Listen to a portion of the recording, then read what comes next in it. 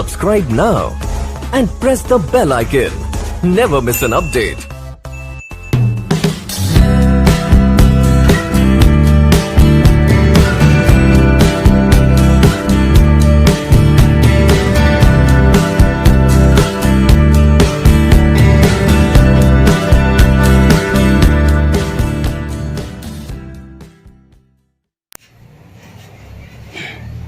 मेरे प्यारे शिष्य, मैं अमित प्रजापति।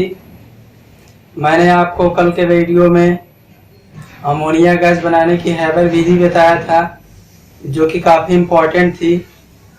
कि जो मेरा पी ब्लॉक चैप्टर चल रहा है, मैं इसमें केवल इम्पोर्टेंट ही आपको पढ़ाऊंगा और इसके अलावा कोई अदर चीज़ें नहीं पढ़ाऊंगा। और जो पढ़ाऊंगा वो एग्ज़ाम में आना ही कन्फर्म है, ठीक है ना। इससे पढ़ाने से पहले आप मेरे चैनल को लाइक, सब्सक्राइब, शेयर कर दीजिए। बाकी का काम हमारे ऊपर छोड़ दीजिए, ठीक है। तो देखिए, हमारी अगली हेडिंग है नाइट्रिक अम्ल, जो कि वेरी इंपॉर्टेंट है, ठीक है ना। अब नाइट्रिक अम्ल कई तरीकों से आपके एग्जाम में पूछा जाता है। ओस्टवाल्ड विधि द्वारा नाइट्रिक अम्ल बनाने की विधि बताइए।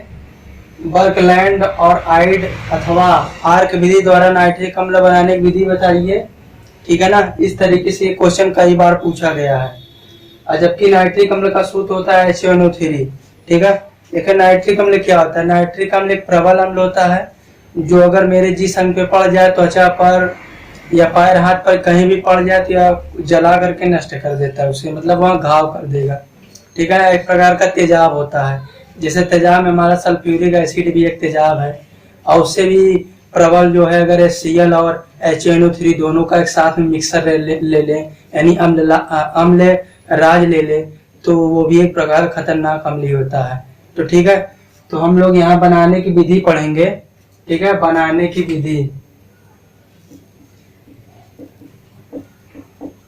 बनाने की विधि देखिए, बनाने की विधि क्या है देख लीजिए। तो हम लोग इसे कैसे बनाते हैं, ठीक है। तो देखिए, यहाँ पे ओस्टवाल्ड विधि ये सबसे अलग विधि है, और बर्कलैंड और आइड विधि ये भी सबसे अलग विधि है। लेकिन जो दोनों विधि है, जो उसका रिएक्शन है, वो चारों का रिएक्शन सेम है। मतलब इसका भी रिएक्शन यही होगा और इसका भी रिएक्शन वही होगा। बस फर्क आपको कहाँ मिलेगा मैं बता दे रहा हूँ। फर्क आपको केवल फिगर में मिलेगा।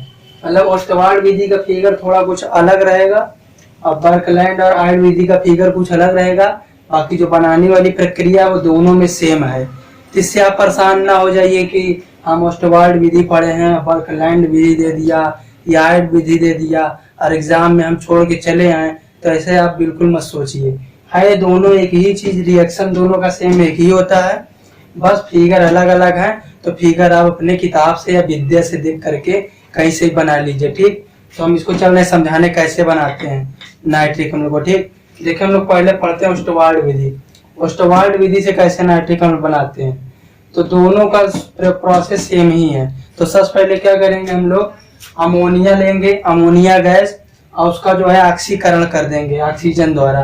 तो अमोनिया का जब ऑक्सीकरण करते हैं, वो भी प्लेटिनम उत्प्रेरक, यहाँ देखिए प्लेटिनम उत्प्रेरक की उपस्थिति में लगभग 700 से 800 डिग्री सेल्सियस ताप पर करते हैं। तो यहाँ पे नाइट्रिक, यहाँ जो है nitric oxide gas,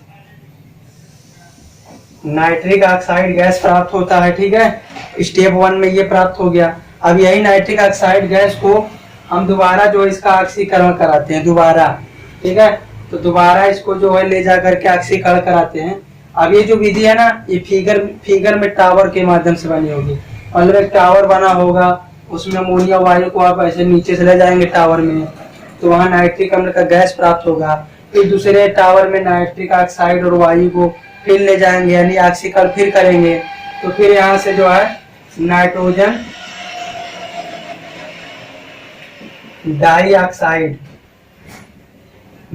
dioxide gas प्राप्त होगा, ठीक। ये प्राप्त हो जाएगा। अब इसको जो हम लोग उठा करके फिर दूसरे टावर में ले जाएंगे, और उस टावर में वहाँ जल पड़ा रहता है। तो ये नाइट्रिक ऑक्साइड जल से क्रिया कर लेता है, ठीक है ना। नाइट्रोजन डाइऑक्साइड जल से क्रिया कर लेता है और यहीं पे दो अम्ल बनाता है। एक नाइट्रिक अम्ल बना लेता है, जो कि ये हमारा मेन सिद्धांत था, और एक जो है नाइट्रस अम्ल बच जाता है, एक जो है नाइट्रस अम्ल बच जाता है। अब इस नाइट्रस अम्ल का क्या करें, तो इस नाइट्रस अम्ल को फिर से हम लोग जो है गर्म कर देते हैं दोबारा अलग से लेकर के। तो जब गर्म करेंगे तो फिर ये नाइट्रस अम्ल किस में बदल गया, नाइट्रिक अम्ल में बदल गया, ठीक है ना। तो इस प्रकार से आप देख सकते हैं ये 4 स्टेप में नाइट्रिक अम्ल बनाया जाता है। ये भी नाइट्रिक अम्ल है, ठीक है ना। तो आप नाइट्रिक अम्ल बनाने की विधि आप सीख चुके होंगे अच्छे से, ठीक है ना। तो ये बस फिगर में थोड़ा डिफरेंस है, बाकी बनाने की विधि वही है, ठीक है। तो 4 स्टेप में बनाया जाता है।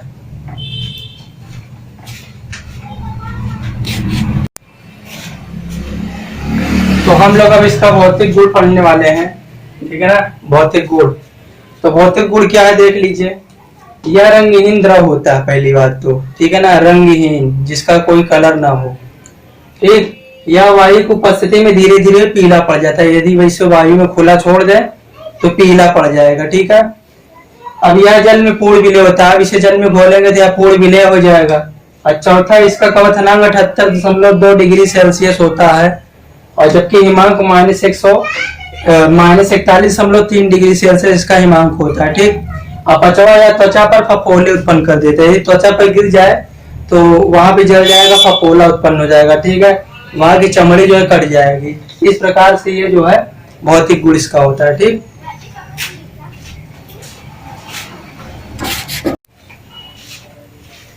तो हमारी अगली हेडिंग है रासायनिक गुण, ठीक है ना। तो रासायनिक गुण में पहली हेडिंग है सल्फर से क्रिया, जो कि वेरी इंपॉर्टेंट है, ठीक है ना। इसके बाद फास्फोरस से क्रिया, फिर आयोडीन से क्रिया। ये जितने भी मैं लिखा हूँ यहाँ पर, जितने रिएक्शन लिखा हूँ, ये किताब में से छांट करके सभी इंपॉर्टेंट मैं लिखा हूँ रिएक्शन, ठीक है ना। यही आपको पढ़ना है, इसके अलावा आपको तो नहीं पढ़ना, यही आएंगे जो आएंगे इसी में से आएंगे, ठीक। तो देखिए सल्फर से क्रिया, जब नाइट्रिक अम्ल को सल्फर से क्रिया कराते हैं तो यहाँ सल्फ्यूरिक अम्ल प्राप्त होता है, ठीक है। आपके सामने रिएक्शन लिखा है, नाइट्रोजन डाइऑक्साइड और जल, ठीक है। इसके बाद जब फास्फोरस से क्रिया कराते हैं, वो भी सांद्र नाइट्रिक अम्ल को लेकर के, ठीक है। सांद्र नाइट्रिक अम्ल को फास्फोरस के साथ क्रिया कराते हैं तो यहाँ पे आर्थोफास्फोरिक अम्ल बनता है, जो कि ये भी वेरी इंपॉर्टेंट है, ये एग्जाम में आता है कि फास्फोरस से आर्थोफास्फोरिक अम्ल कैसे प्राप्त करेंगे। तो उसमें नाइट्रिक अम्ल मिला देंगे तो आर्थोफास्फोरिक अम्ल मिल जाएगा, और फिर NO2 और H2O निकल जाएगा। उसके बाद आयोडीन से क्रिया, जब आयोडीन को हम लोग नाइट्रिक अम्ल के साथ यानी HNO3 के साथ क्रिया कराते हैं तो आयोडिक अम्ल बनता है, जो कि वेरी इंपॉर्टेंट है, ठीक है ना। ये सब देखिए कितने इंपॉर्टेंट रिएक्शन लिखे हैं आपके सामने। और 10NO2 प्लस यहाँ पे 4H2O, ये सब बैलेंस करने के लिए लगाए जाते हैं। जो यहाँ पे संख्याएं लिखी होती हैं ये सब रिएक्शन बैलेंस करने के लिए लगाए जाते हैं, ठीक। फिर चौथा लिखा कॉपर से क्रिया।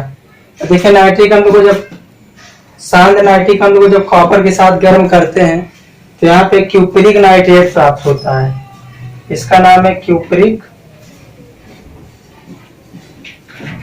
नाइट्रेट। तो क्यूपरिक नाइट्रेट प्राप्त होता है, फिर NO2 और H2O, ठीक है ना। अब चौथा है वेरी इंपॉर्टेंट, ये वेरी इंपॉर्टेंट क्यों बन जाता है, क्योंकि अम्लराज बनता है, नाइट्रोसिल क्लोराइड अम्लराज। तो यहाँ क्वेश्चन पूछा जाता है अम्लराज किसका मिश्रण होता है, तो अम्लराज नाइट्रिक अम्ल और HCl का मिश्रण होता है, जो कि 1:3 का अनुपात में मिला के अम्लराज बनाया जाता है। नाइट्रोसिल क्लोराइड को अम्लराज बोलते हैं। तो जब नाइट्रिक अम्ल को HCl के साथ क्रिया कराते हैं तो नाइट्रोसिल क्लोराइड यानी अम्लराज बनता है, ये HCl से क्रिया है, वेरी इंपॉर्टेंट है, ठीक है। तो इसके बाद मेरा उपयोग बचता है, फिर टॉपिक हमारा एंड होगा।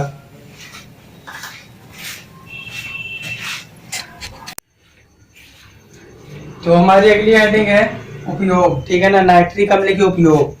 तो नाइट्रिक अम्ल का उपयोग कहाँ कहाँ करते हैं, तो देखिए यहाँ पे लिखा है। इसका पहला उपयोग तो प्रयोगशाला में अभिकर्मक के रूप में किया जाता है, ठीक है। और दूसरा उपयोग विस्फोटक पदार्थ जैसे TNP और TNB, इसका फुल फॉर्म देख लीजिए, ट्राई नाइट्रोटॉलुइन। फिर से देख लीजिए, ट्राई नाइट्रोटॉलुइन, और दूसरा ट्राई नाइट्रोफिनाल, ई से फिनाल, और फिर ट्राई नाइट्रोबीन बेंजीन यानी बी से बेंजीन। ये विस्फोटक पदार्थ होते हैं, इसका बनाने में जाता है, ठीक है। और तीसरा हेडिंग है, इसका उपयोग सल्फ्यूरिक अम्ल, आयोडिक अम्ल और उर्वरक बनाने में किया जाता है। और चौथा हेडिंग है सोने को घोलने में, यानी स्वर्ण को घोलने में किया जाता है। और पांचवा है आर्थोफास्फोरिक अम्ल, यानी हड्डी की राख को उसमें मिला करके विलयन बनाया जाता है सल्फ्यूरिक अम्ल का, उसमें किया जाता है आर्थोफास्फोरिक अम्ल बनाने में। ठीक है, तो ये हमारा नाइट्रिक अम्ल खत्म होता है। स्टुवार्ट विधि और बर्कलैंड आयड विधि दोनों सेम ही है, और फिगर थोड़ा अलग अलग है। आपको लिखने का तरीका मालूम होना चाहिए। आपका 6 नंबर फिक्स है यहाँ से। ठीक, मेरे प्यारे शिष्य, मेरी अगली हेडिंग है फास्फीन गैस बनाने की प्रयोगशाला विधि, जो कि काफी एग्जाम में पूछी जाती है। ठीक है ना, मैं यहाँ पी ब्लॉक में जितने चैप्टर पढ़ा रहा हूँ, मतलब पी ब्लॉक की जितनी हेडिंगें पढ़ा रहा हूँ, ये काफी इंपॉर्टेंट हेडिंग है और आपके एग्जाम में पूछी ही जाएगी। अब मैं इस समय इंपॉर्टेंट ही पढ़ा रहा हूँ। ठीक है ना, तो सबसे पहले आप क्या करें, इसको बनाने के लिए ये प्रैक्टिकल होता है एक प्रकार से। आप प्रयोगशाला में जाइए तो आपको ये बनान पूरा उपकरण मिलेगा, जैसे आप यहाँ फिगर में देख रहे हैं। तो आप वहाँ कुछ करना नहीं है, आप सोडियम हाइड्रोक्साइड लीजिएगा और जल ले लीजिए। अब उसको दोनों को मिला करके घुमा करके एक विलयन बना लीजिए। ठीक, अब विलयन बनाने के बाद आप एक गोल पेंदी वाले फ्लास्क में, ये देखिए गोल पेंदी वाला फ्लास्क, इसमें डाल दीजिए। ठीक है ना, आप इसमें डाल दीजिए। उसके बाद आपको वहाँ टीचर वगैरह बैठे रहेंगे, तो आपको सफेद फास्फोरस के कुछ टुकड़े देंगे। तब उस टुकड़े को क्या करना है, आपको तोड़ करके इसमें डाल देना है। ठीक है ना, अब डालने के बाद अब एक वहां पे चपरासी आएगा, आपको बर्नर देगा, तो आपको बर्नर जला करके यहाँ से आग लगा देना है। ठीक है ना, गर्म कर देना इसे। अब इसे धीरे धीरे, पहले धीरे धीरे गर्म करेंगे। ठीक है ना, तो जब धीरे धीरे गर्म करेंगे, इसमें जो है एक आर्क उत्पन्न होगा, यानी एक अक्रिय वातावरण उत्पन्न होगा। आर्क यानी उसमें निर्वात उत्पन्न होगा, ऐसा मान लीजिए।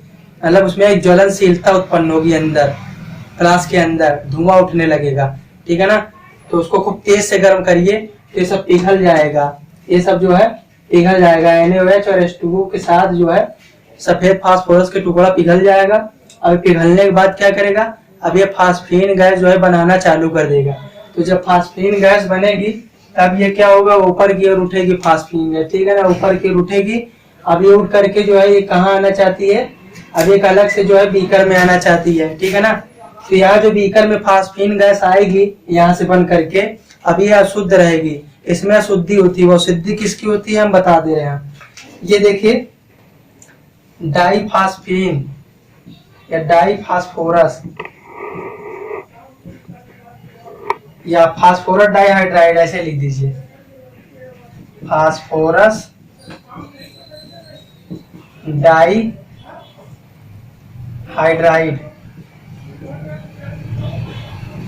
फास्फोरस डाइहाइड्राइड की क्या होती है, अशुद्धि होती है इसमें फास्फीन गैस में।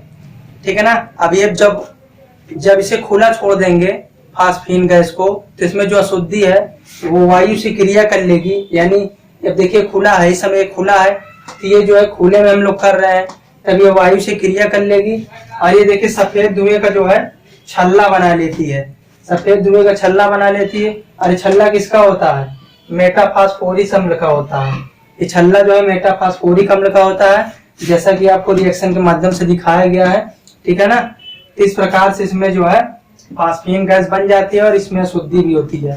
तो यहाँ रिएक्शन के माध्यम से देख सकते हैं आप लोग। ठीक है, तो यहाँ देखिए हम लोग क्या लिए थे, सफेद फास्फोरस, उसके बाद क्या लिए थे NaOH और उसका जली विलयन H2O। अब क्या किए थे, क्रिया करा दिए तो फास्फीन गैस PH3, इसी को बोलते हैं फास्फीन गैस PH3। ठीक है ना, PH3 को ही बोलते हैं फास्फीन गैस। और Na और सोडियम मेटा NaH2PO4, इसका जो है कुछ अशुद्धि यहाँ मिल जाती है सोडियम की। ठीक, तो एक बार फिर से समझ लीजिए इसे। हम क्या करते हैं, गोल पेंदी वाले फ्लास्क में सफेद फास्फोरस के टुकड़े और NaOH H2O का विलयन जो है डाल करके इसे गर्म करते हैं। तो जब यहाँ गर्म करेंगे, ये गर्म का सिंबल है, रिएक्शन के माध्यम से आपको दिखाया जा रहा है, तो यहाँ फास्फीन गैस बन जाएगी। ठीक है ना, और उसमें कुछ अशुद्धि होती है, सफेद धुओं का छल्ला बनता है, जिसके कारण ये सफेद धुओं का छल्ला मेटाफास्फोरिक अम्ल का होता है। कैसे बनता है, जब फास्फीन गैस की अशुद्धि वायु से क्रिया कर लेती है, ये शुद्धि है इसकी। ठीक है, और यहाँ फास्फीन गैस, तो ऐसा कर तो आपको समझ में आ गया होगा।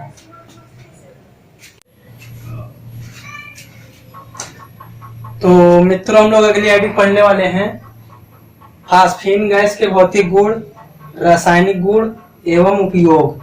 ठीक है ना, ये काफी इंपॉर्टेंट है आपके लिए। ठीक, तो इसका पहला भौतिक गुण देख लीजिए। यह गंध युक्त सड़ी मछली जैसी गैस होती है, मतलब इसे सूंघेंगे तो सड़ी मछली जैसी गंध आती है इस गैस में, पहली बात तो। ठीक, दूसरा, यह वायु से भारी होती है, मतलब एक डिब्बे में वायु ले लीजिए, एक डिब्बे में इसको लीजिए, नाप ले लीजिए कौन हल्का है कौन भारी है।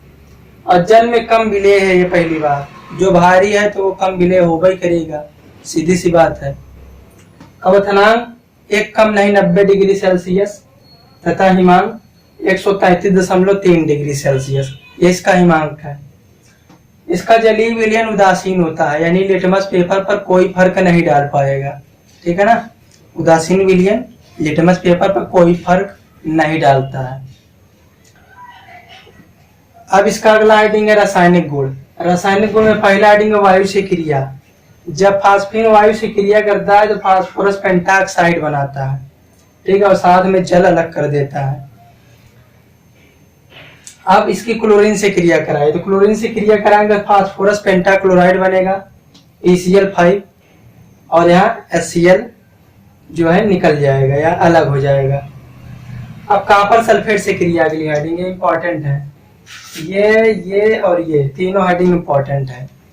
तो जब कॉपर सल्फेट से हम लोग फास्फीन गैस में जल मिलाकर हम क्रिया कराते हैं तो यहाँ पे जो है शुद्ध कॉपर प्राप्त होता है और सल्फ्यूरिक अम्ल थोड़ी मात्रा में, और आर्थोफास्फोरस अम्ल प्राप्त हो जाता है। ये आर्थोफास्फोरस अम्ल इसे बोलते हैं। ठीक, ये प्राप्त हो जाता है। और चौथा है silver nitrate AgNO3, silver nitrate से क्रिया। तो सिल्वर नाइट्रेट की क्रिया हम लोग फास्फीन गैस के साथ थोड़ा सा जलीय विलयन में कराते हैं तो यहाँ पे शुद्ध सिल्वर प्राप्त हो जाएगा, शुद्ध सिल्वर यानी चांदी, और ये HNO3 नाइट्रिक अम्ल मिल जाएगा, और ये आर्थोफास्फोरस अम्ल फिर से मिल जाएगा। ठीक, अब पांचवी हेडिंग है बूझा चूर्ण से क्रिया, CaOH का होल ट्वाइस। इससे क्रिया कराते हैं फास्फीन गैस की तो कैल्शियम फास्फाइड बनता है। ठीक है ना, अब उपयोग इसका देख लीजिए। इसका उपयोग धातुओं के फास्फाइड बनाने में किया जाता है। ठीक है, फास्फाइड यानी आर्थोफास्फोरिक अम्ल, कैल्शियम फास्फाइड, ये सभी जिसमें फास्फोरस मौजूद हो, इसीलिए बोला गया फास्फाइड बनाने में। और जहाज को संकेत देने में, अब जहाज को संकेत देने में इसका उपयोग कैसे किया जाता है, तो हम लोग क्या करते हैं जहाज को संकेत देने के लिए सबसे पहले फास्फीन गैस को जो एक सफेद डिब्बे में भर करके उसमें थोड़ा सा फास्फोरस के कुछ टुकड़े डाल करके समुंदर में फेंक देते हैं तो वो वायु से, और डिब्बे में हम लोग क्या करते हैं थोड़ा सा छेद कर लेते हैं तो ये वायु से क्रिया करके क्या करेगा, एक विस्फोटक पदार्थ बना लेगा और जलने लगेगा वहीं। ठीक है ना, समुंदर में, तो समुंदर में जलने लगेगा तो इससे हमको पता चल जाएगा कि मेरी जहाज से जो लद करके माल आ रहा है एक तट से दूसरे तट पे, तो संकेत मिल जाएगा उसे आने के लिए। इस प्रकार से इसका उपयोग संकेत देने में किया जाता है। और तीसरा आर्थोफास्फोरिक अम्ल बनाने में। आर्थोफास्फोरिक अम्ल ये तो पहले ही बना चुके हैं, अभी इसमें हम लोग किसमें बनाए थे, नाइट्रिक अम्ल बनाए थे, आर्थोफास्फोरिक अम्ल। जब नाइट्रिक अम्ल की क्रिया फास्फोरस से कराते हैं तो वहां पे क्या बना था, आर्थोफास्फोरिक अम्ल। ठीक है ना, तो मेरा ये जो है टॉपिक समाप्त होता है।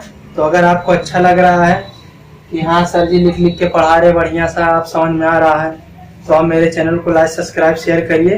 बाकी में अभी और अच्छे अच्छे टॉपिक हैं जो कि आपके एग्जाम से रिलेटेड पूरा करवा देंगे। ठीक, तो थैंक यू।